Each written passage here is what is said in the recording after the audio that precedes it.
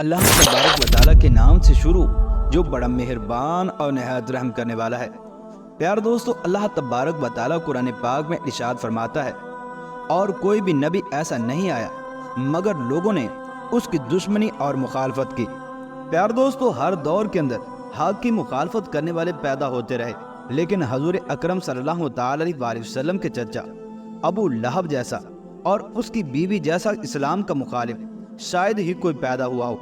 प्यार दोस्तों, ये अबू लहब कौन था और किस तरह से इसने हजूर अकरम सल्लल्लाहु तआला अलैहि वसल्लम की मुखालफत की, और इसकी बीवी कौन थी, और फिर अल्लाह तबारक व तआला ने इन दोनों को किस जिल्लत और रुसवाई के साथ मौत दी, और अल्लाह तबारक व तआला ने सूरह लहब को अबू लहब के बारे में क्यों उतारा था, और सैयदुल अंबिया सल्लल्लाहु तआला अलैहि वसल्लम की मुखालफत और उनकी गुस्ताखी करने का अंजाम किस कदर हौलनाक होता है।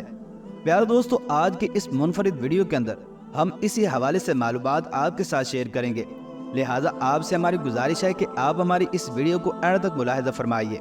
नाज़रीन मोहतरम, तारीख में अक्सर अबू जहल को इस्लाम का सबसे बड़ा दुश्मन करार दिया जाता है, जबकि अगर बारीक बीनी से जांचा जाए तो अबू लहब इस्लाम और हजूर अकरम सल्लल्लाहु तआला अलैहि वसल्लम का सबसे बड़ा दुश्मन था।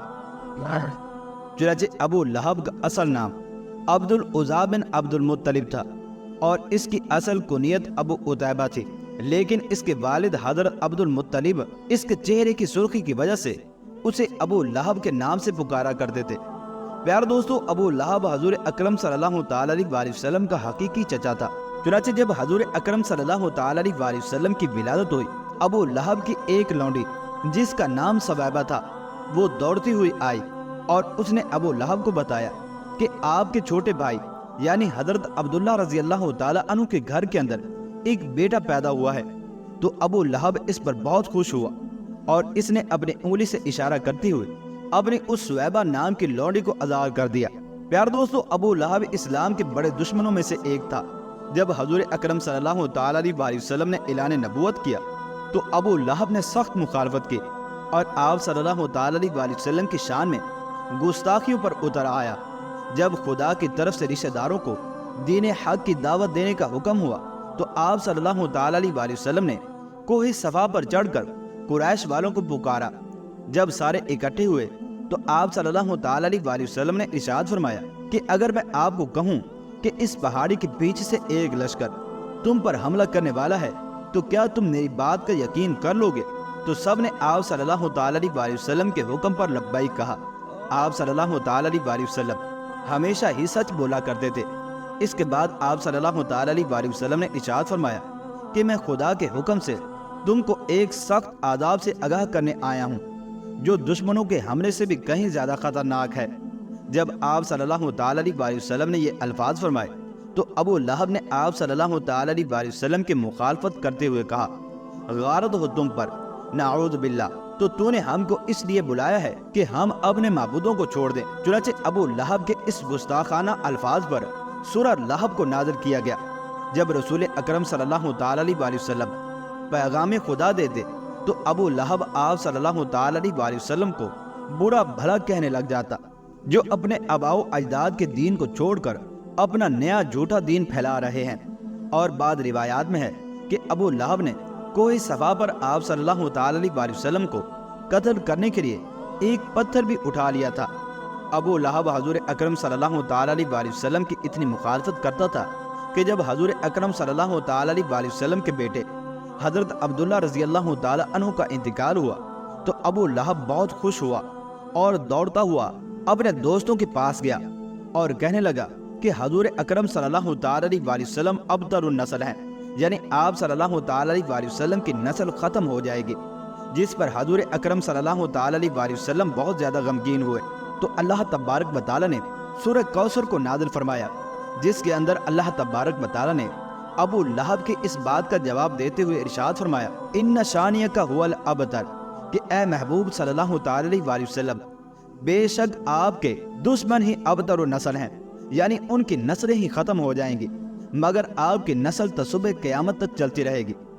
प्यार दोस्तों, अयाम हज में भी अबू लहब आप सल्लल्लाहु तआला अलैहि वसल्लम के पीछे लगा रहता, जहाँ तक कि वो आप सल्लल्लाहु तआला अलैहि वसल्लम को पत्थर मारता था।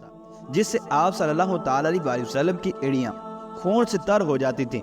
قرآن پاک میں بدبخت ابو لہب کی موت کے بارے میں سخت الفاظ بیان کیے گئے ہیں جو کہ حرف بحرف پورے ہوئے، اور وہ بہت ذلت کی موت مرا۔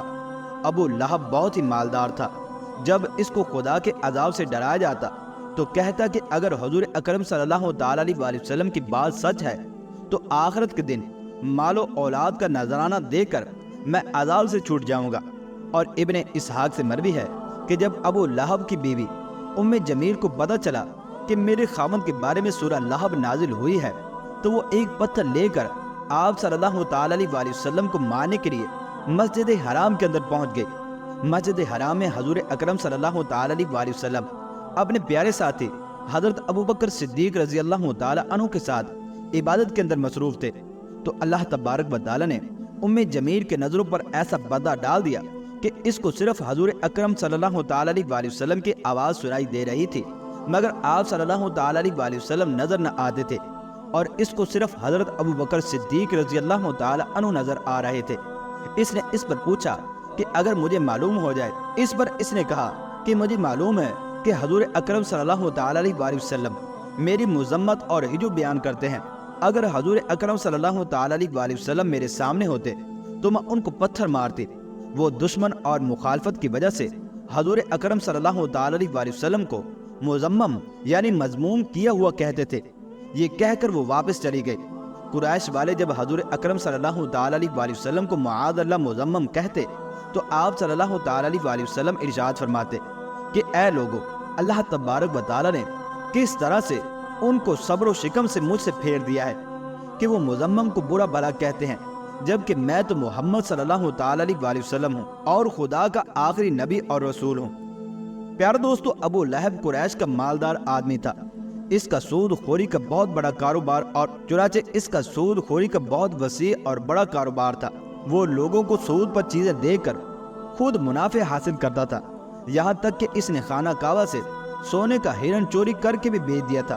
ابو لہب کی اولاد بھی نبی اکرم صلی اللہ تعالی علیہ وسلم کی بہت زیادہ دشمن تھی۔ ابن اساکر اور ابن اسحاق لکھتے ہیں کہ ایک دن ابو لہب کے بیٹے عتیبہ نے یہ ٹھان لیا کہ وہ حضور اکرم صلی اللہ تعالی علیہ وسلم کے پاس جا کر ان کے رب کے بارے میں بری باتیں کہہ کر ان کو اذیت پہنچائے گا۔ عتیبہ بدبخت نبی کریم صلی اللہ تعالی علیہ وسلم کے پاس آیا اور بہت سخت کلامی کی، اور سب سے بڑا جرم یہ کیا کہ چہرہ انور صلی اللہ تعالی علیہ وسلم کی طرف رخ کر کے تھونک دیا، مگر وہ ناپاک تھوک چہرہ انور پر گرنے کی بجائے دور جا کر گرا۔ اس گستاخی پر حضور اکرم صلی اللہ تعالی علیہ وسلم بہت زیادہ غمگین ہوئے، اور آپ نے اللہ تبارک و تعالیٰ کی بارگاہ کے اندر دعا کی، اے اللہ، اس پر اپنے کتوں میں سے کسی کتے کو مسلط کر دے۔ عتیبہ اپنے خیال میں بڑا کارنامہ سر انجام دے کر جس پر ابو لہب نے پوچھا کہ پیارے بیٹے، تو نے اسے کیا کہا؟ تو اس نے بتایا کہ میں نے اسے یہ کہا۔ پھر اس نے پوچھا کہ اس پر حضور اکرم صلی اللہ تعالی علیہ وسلم نے تجھ سے کیا کہا؟ تو عتیبہ نے بتایا کہ انہوں نے میرے لیے بد دعا کی ہے۔ یہ سنتے ہی ابو لہب کا رنگ سرخ ہو گیا، کیونکہ وہ جانتا تھا کہ حضور اکرم صلی اللہ تعالی علیہ وسلم کی کوئی بھی دعا ایسی نہیں ہوتی جو اللہ تبارک و تعالی کی بارگاہ کے اندر قبول نہ ہو۔ اب وہ پل پل اپنے بیٹی کا خیال رکھتا تھا۔ ابو لہب ایک دفعہ ایک قافلے کے ساتھ شام کو روانہ ہوا، اور راستے میں ایک جنگل کے اندر ایک گرجے گھر میں انہیں پڑاؤ کرنا پڑا۔ جنگل میں خوفناک جانوروں کو خطرہ تھا، تو ابو لہب کو بار بار حضور اکرم صلی اللہ تعالی علیہ وسلم کی بد دعا یاد آ رہی تھی، جس پر ابو لہب نے قافلے والوں سے کہا کہ چونکہ تم لوگوں پر میرے بہت احسانات ہیں تو میں تم سے ان کا بدلہ یہی چاہتا ہوں کہ آج رات میرے بیٹے عتیبہ کی حفاظت کی جائے۔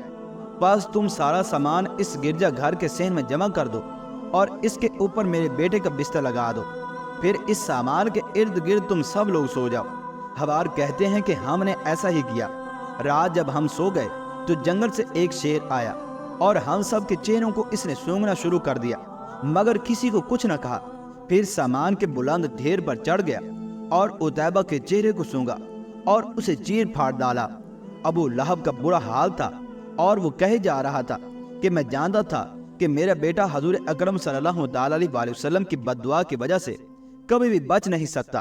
ناظرین محترم، یہ بات بھی یاد رکھیں کہ ابو لہب اس کے بیٹے उतैबा और उसकी बीवी का अंजाम इंतहाई दर्दनाक और इबरतनाक हुआ, क्योंकि अल्लाह पाक ने सूरह लहब में पहले ही से उनके लिए अजाब का फैसला सुना दिया था। चुनाचे जंग बदर के 7 दिन बाद अबू लहब चीचक की बीमारी के अंदर मुब्तला हुआ और गल सड़ कर मर गया।